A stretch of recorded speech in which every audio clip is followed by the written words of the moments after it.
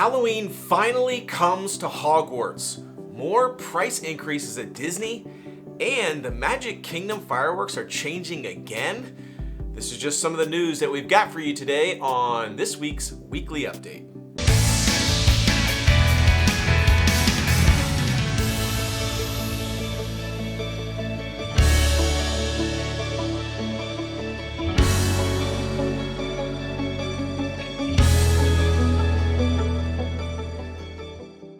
Hello everybody, welcome to today's Weekly Update. We've got a lot of news for you today. There are a lot of things happening in the theme park world, especially at Disney and Universal, as both of them are ramping up for their Halloween holiday season. Disney's already in full swing with Halloween. Universal's Halloween Horror Nights are coming up here September 2nd, so there's a lot of things happening.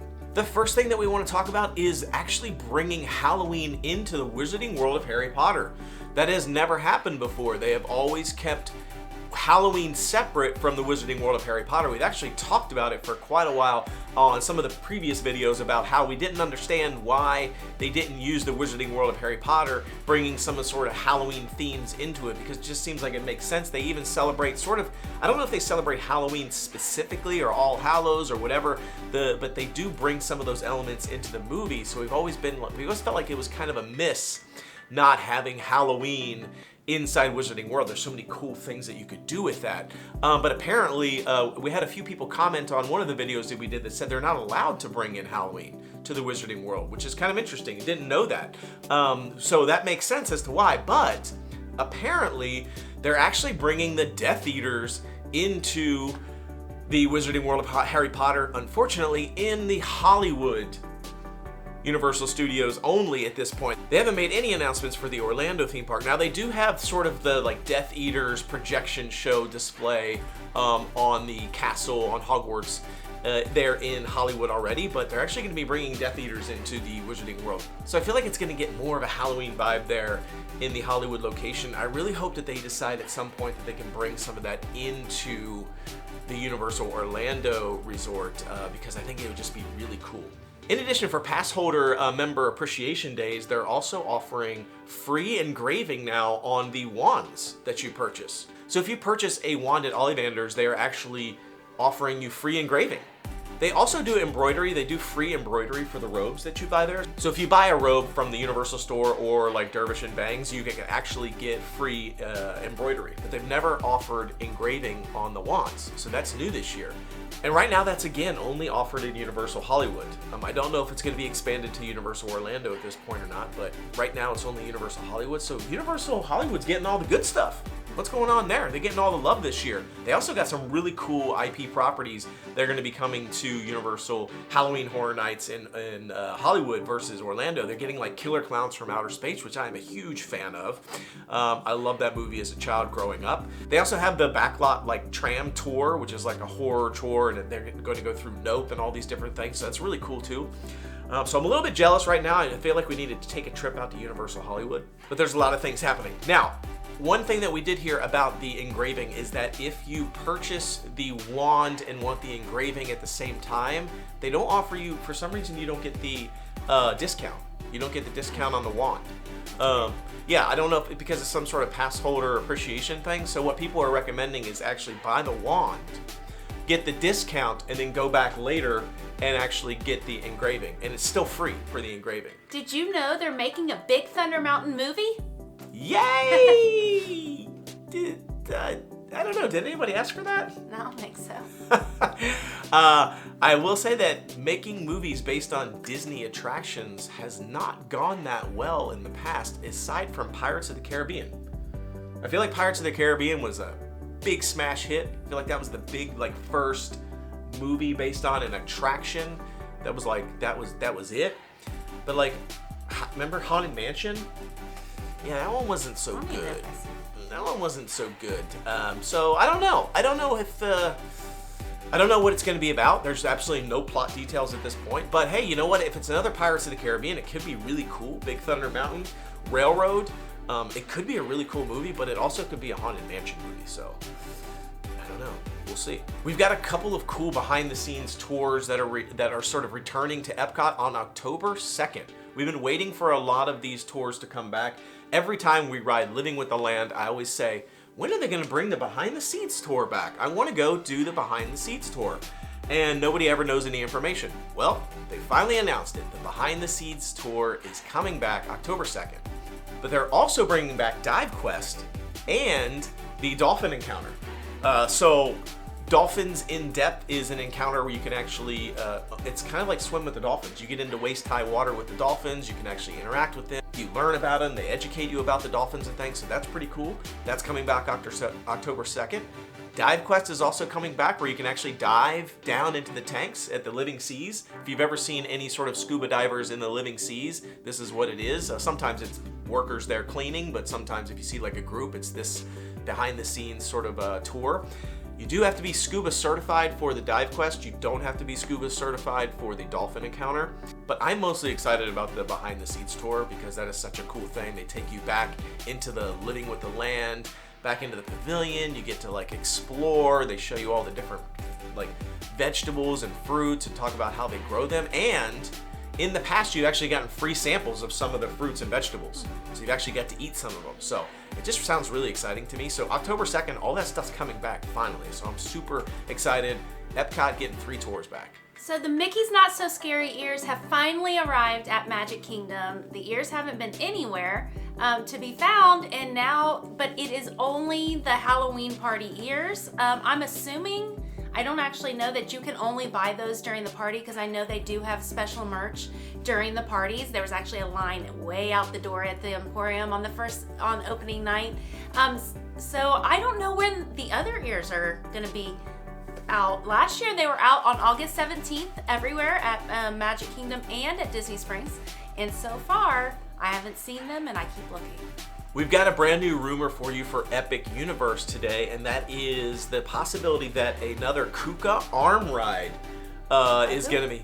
Yeah, it's Kuka is the name of the arm ride. It's basically the Forbidden Journey at the Universal. So if you go to the Wizarding World, the Forbidden Journey ride, that's kind of like this big like 4-person seat on an arm. It literally looks like this, and it swings around and does all these things if you've ever been on the ride. They're actually going to be rumored to bringing one of these now to Epic Universe in the Monsters Land. So some sort of like... you're saying I'm going to be sick on this ride? Yes, I'm saying that this is probably not a ride that you're going to want to ride very often. Yeah. But it's going to be like a trip through Frankenstein or Classic Monsters or whatnot. But again, it is just a rumor. Apparently that was what the original intent was going to be. That particular ride was supposed to be this ride way back before Wizarding World was actually created. But when they won the rights to the Harry Potter and Wizarding World, they were like, well, forget Frankenstein. let's do, something with Harry Potter. So that's where this went. But now, apparently, because Epic Universe is coming now, they've actually filed some information about creating another one that's specifically for that IP. So could be pretty cool. Raya from Raya and the Last Dragon is officially a princess now.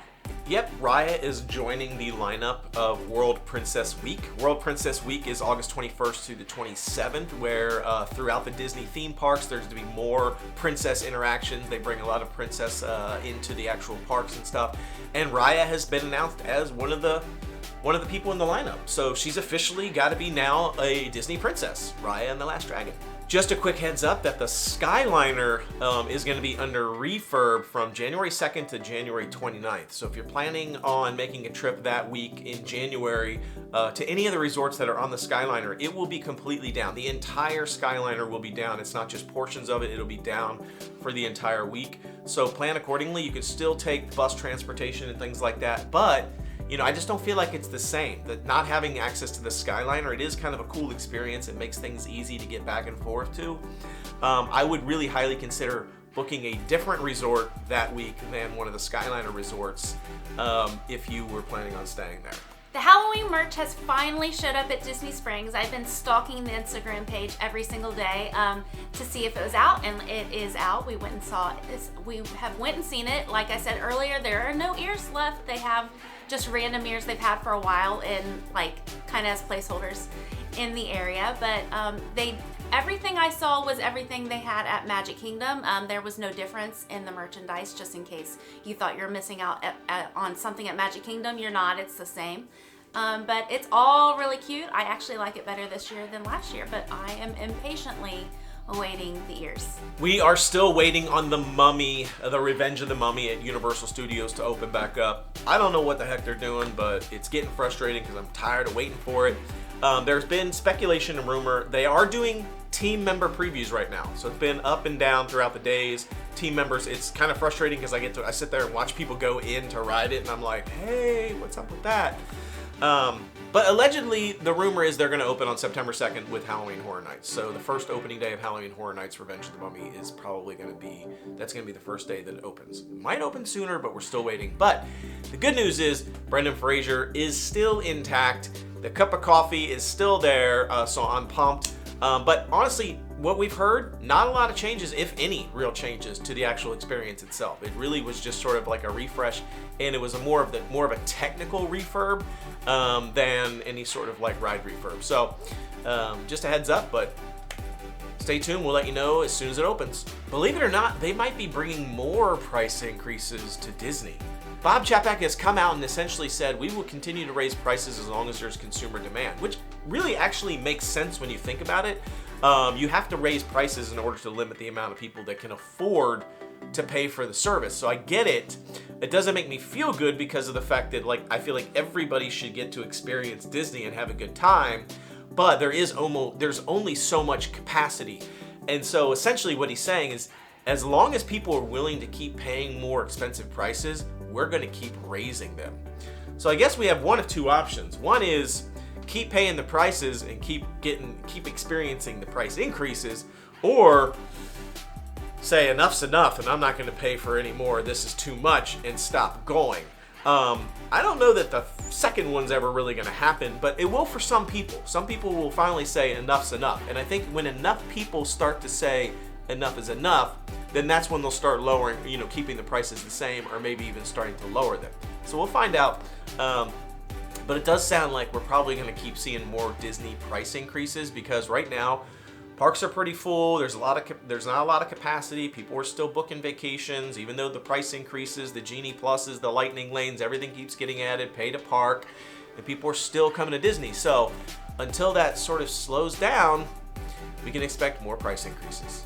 Magic Kingdom fireworks are changing again. Once again. They have changed the Enchantment fireworks a couple of times. They've tried to make it more dramatic. They've increased the things that are happening in the finale because there's been a lot of negative feedback about it. People really loved Happily Ever After. People loved Wishes. I do think that every time there's a new show, that's just what happens. People get like, oh, I don't like it. It's not as good as the old one. And then eventually they settle in and they're like, oh, it's my favorite one ever. It's probably what's going to happen with Enchantment. But the biggest negative that people have said with Enchantment is it's the 50th anniversary celebration, and it doesn't celebrate Walt Disney himself at all, or even Roy Disney. I mean, it doesn't he's not even in there. And he was in previous fireworks shows, and in Enchantment 50th anniversary celebration, we didn't even have Walt in there, much less Roy. So they're actually experimenting with actually putting Walt and Roy in with some of the projections during the fireworks show. It's been seen in some of the after hours testing. No date yet as to when it will debut with the new information with Walt, but I'm very glad that they've actually updated it, or that they're allegedly going to update it with this information, because I think that was a big missing component.